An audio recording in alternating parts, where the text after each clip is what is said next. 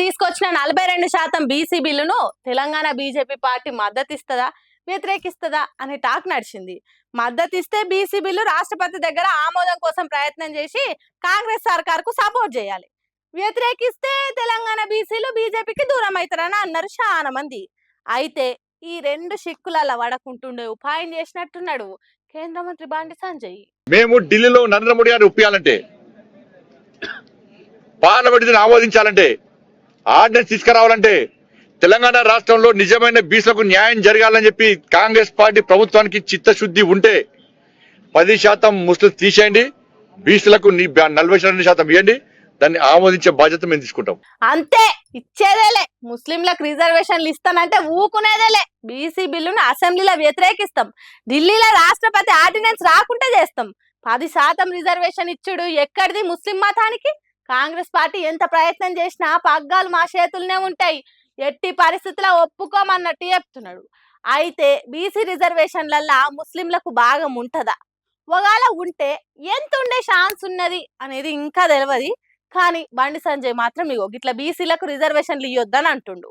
కులగణల ముస్లింలను బీసీల కింద లెక్కేసి చెప్పిండ్రు కానీ బీసీ రిజర్వేషన్లల్లా ముస్లింల కోటా ఉంటదా ఉండదా అనేది అయితే తెలియదు. మీరు 10% ముస్లింలకు కలిపి రిజర్వేషన్ ఆర్డినెన్స్ తీసుకొస్తే దాన్ని 100% మేము వ్యతిరేకిస్తాము. ఇది రాజ్యాంగానికి విరుద్ధము. మత ప్రాతిపదికన రిజర్వేషన్ను సుప్రీంకోర్టు కూడా కొట్టేసింది. ఇది రాజ్యాంగానికి విరుద్ధము. బాబాసాహెబ్ అంబేద్కర్ ఆలోచన విధానానికి విరుద్ధం ఇది. హాగో గట్ల చేస్తే మాత్రం ఊకోడట బండి సంజయ్ సాబు. ఒకవేళ ముస్లింలకు భాగం ఇస్తానంటే మాత్రం ఊకోమంటుండు బండి సంజయ్. బీసీ రిజర్వేషన్లకు ఎట్లా అడ్డుకోవాలి ఆలోచించి ముస్లింల ముచ్చట ముందటేసుకున్నాడు బండి సంజయ్ అని అంటారు కొందరు. దేశాన్ని వెళ్తున్న మోడీ సారేమో సబ్కా సాత్ సబ్కా వికాస్ అంటున్నాడు. దేశంలో అందరు అభివృద్ధి కావాలి అంటుండు. కొత్తగా తెలంగాణ బీజేపీకి ఎన్నికైన రామచంద్రరావు కూడా అదే మాట అన్నాడు.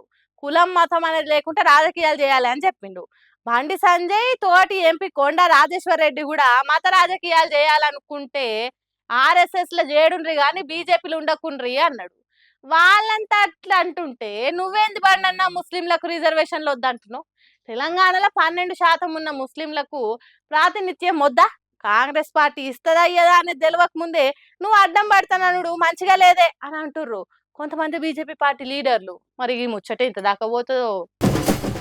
ఈ ముచ్చట అందరికి తెలిసిందే అబ్బాయి, ఇక నేనేం కొత్తగా చెప్పాలి కానీ మొన్న జైరాబాద్ లా బీసీ రిజర్వేషన్లు పెంచితే కల్వకుంట్ల కవిత ఎందుకు సంబరాలు చేసుకుంటది? నీకు మాకేమన్నా కంచం పొత్తుందా మంచం పొత్తుందా? నువ్వు బీసీవా అని మాట్లాడిండు కదా మల్లన్న. దానికి జాగృతి కార్యకర్తలు అంతా పోయి ఆఫీస్ మీద దాడి కూడా చేసేయి.